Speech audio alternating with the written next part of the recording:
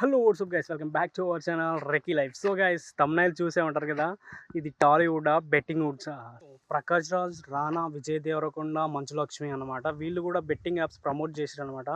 అసలు ఏం ఉద్దేశించి చేసినారు, డబ్బుల కోసమే చేసినారా లేకపోతే ఇంకేమన్నా ఆశించి చేసినారా అనేది పక్క పెడితే, సో అది చెయ్యడం వల్ల యువతకైతే నష్టం అయితే జరుగుతుంది. చాలా మన దేశ భవిష్యత్తు కూడా దెబ్బతింటది అని చెప్పేసి చాలా చాలా విషయాలు బయటకు వస్తున్నాయి అనమాట. ఒక్కొక్కరు 5 లక్షలు, 10 లక్షలు, 1 crore దాకా బెట్టింగ్ యాప్స్లో బెట్టింగ్ పెట్టేసి పోగొట్టుకొని జీవితాలు ఆగం చేసుకున్న వాళ్ళు ఉంటే, సూసైడ్ చేసుకున్న వాళ్ళు కూడా ఉన్నారనమాట. సో మన ఈ సొసైటీ అనేది తప్పుదారి పట్టడానికి బెట్టింగ్ యాప్స్ అనేది చాలా అంటే చాలా వరకు పెద్ద ప్రభావమే చూపిందని చెప్పాలి.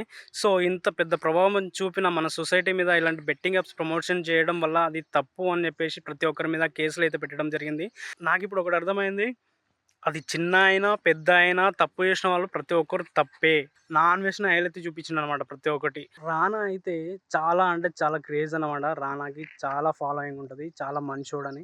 సో చిన్న సినిమాలు కూడా ప్రమోట్ చేయడంలో, చిన్న చిన్న సినిమాలతో వచ్చే ఆర్టిస్టులను సపోర్ట్ చేయడంలో తను ఎక్కడ వెనకాడడు అని చెప్పేసి తనకైతే ఒక మంచి పేరుంది. సో మరి రానా మరి ఎందుకు ఇలాంటి డిసిషన్ తీసుకున్నాడు, ఎందుకు ఈ యాడ్స్ ప్రమోషన్ చేసిండనమాట.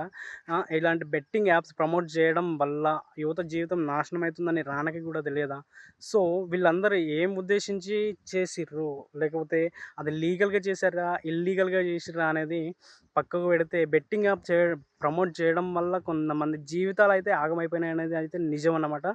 విజయ్ దేవరకొండ 1, 2, 3 సినిమాలకే తోపు యాక్టర్ అయిన విజయ్ దేవరకొండ 3 సినిమాలతో ఒక చిరంజీవికి ఎంత క్రేజ్ ఉంటుందో దగ్గర దగ్గర అంత క్రేజ్ని సంపాదించుకున్న విజయ్ దేవరకొండ అతను కూడా బెట్టింగ్ యాప్స్ ప్రమోషన్ చేసిండు అనమాట. సో వాళ్ళ ఫ్యామిలీ అంటే క్రమశిక్షణకి మారుపేరు అనమాట. సో మోహన్ బాబు అంటే ఇండస్ట్రీలో ప్రతి ఒక్కరికి ఇష్టమే. తను అలా బయట మాట్లాడతాడు కానీ ఇండస్ట్రీలో మోహన్ బాబు అంటే ప్రతి ఒక్కరికి ఇష్టమే. సో ఇంక్లూడింగ్ చిరంజీవిని కూడా కంట్రోల్లో పెట్టేది, క్రమశిక్షణలో పెట్టేది మోహన్ బాబే అని చాలామంది చెప్తా ఉంటారు. సో అలాంటి మోహన్ బాబు కూతురు క్రమశిక్షణ తప్పి ఈ బెట్టింగ్ యాప్స్ ప్రమోషన్ చేయడం వెనక అసలు ఏంటి కథ అనేది నాకైతే అర్థం కావట్లేదు. ప్రకాష్ రాజ్ గురించి మనకు తెలియదంటే ఏం లేదు. సో ఆయన పెద్ద అంటే పెద్ద యాక్టర్ అన్నమాట. సో చాలా అంటే చాలా సినిమాలు చేసిండు, చాలా ఎక్స్పీరియన్స్ ఉన్నది, చాలా దేశభక్తి అంటే చాలా పిచ్చి అన్నమాట ఆయనకి. సో కొన్ని పొలిటికల్ ఇష్యూలలో కూడా తను కరెక్ట్గా మాట్లాడతాడు, ఇన్వాల్వ్ అవుతాడు, దేశం గురించి మాట్లాడతాడు, నరేంద్ర మోదీని సైతం కూడా లెక్క చేయకుండా మాట్లాడతాడు. సో అంత నాలెడ్జ్ ఉండి అన్ని సినిమాలు చేసి అంత తెలిసిన అతను ఈ బెట్టింగ్ యాప్స్ ప్రమోట్ చేయకూడదు, మరి బెట్టింగ్ యాప్స్ ప్రమోట్ చేయడం వల్ల యువత జీవితం నాశనం అయిపోతుంది అనే విషయం తెలియదా? సో అంత పెద్ద యాక్టర్ కాబట్టి తనకి లీగల్ టీం అనేది ఉంటుంది, తనకి మేనేజర్ ఉంటాడు. మరి ఆ బెట్టింగ్ యాప్స్ ప్రమోట్ చేసేటప్పుడు యాప్ గురించి వీళ్ళు చెక్ చేసుకోలేదా అనేది నా డౌట్ అనమాట.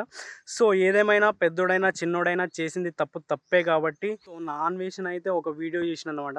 సో యూట్యూబ్ ఇన్ఫ్లుయెన్సర్లనే కాదు, సినిమా యాక్టర్లను కూడా వదిలిపెట్టలేదు నా అన్వేషణ. సో ఈ విషయంలో అయితే నాకు తోపు అంటే తోపు అనిపించింది అనమాట.